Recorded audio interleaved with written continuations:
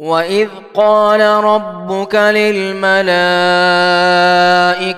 إني جاعل في الأرض خليفة قالوا أتجعل فيها من يفسد فيها ويسفك الدماء ونحن نسبح بحمدك ونقدس لك قال إني أعلم ما لا تعلمون وعلم آدم الأسماء كلها ثم عرضهم على الملائكة فقال أنبئوني بأسماء هؤلاء إن كنتم صادقين قالوا سبحانك لا علم لنا إلا ما علمتنا إنك أنت العليم الحكيم قال يا آدم أنبئهم بأسمائهم فلما أنبأهم بأسمائهم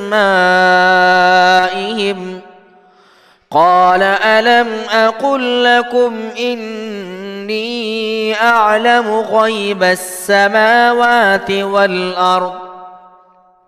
وأعلم ما تبدون وما كنتم تكتمون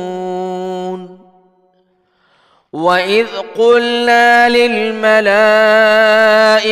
اسجدوا لآدم فسجدوا إلا إبليس أبى واستكبر وكان من الكافرين وقلنا يا آدم اسكن أنت وزوجك الجنة وكلا منها رغدا حيث شئتما ولا تقربا هذه الشجرة فتكونا من الظالمين فأزلهما الشيطان عنها فأخرجهما مما كانا فيه وقلنا اهبطوا بعضكم لبعض عدو ولكم في الأرض مستقر ومتاع إلى حين فتلقى آدم من ربه كلمات فتاب عليه إنه هو التواب الرحيم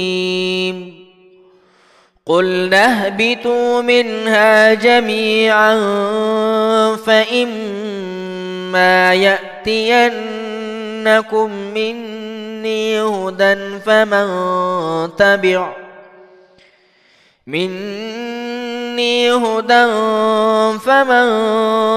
تبع هداي فلا خوف عليهم ولا هم يحزنون والذين كفروا وكذبوا بآياتنا أولئك أصحاب النار هم فيها خالدون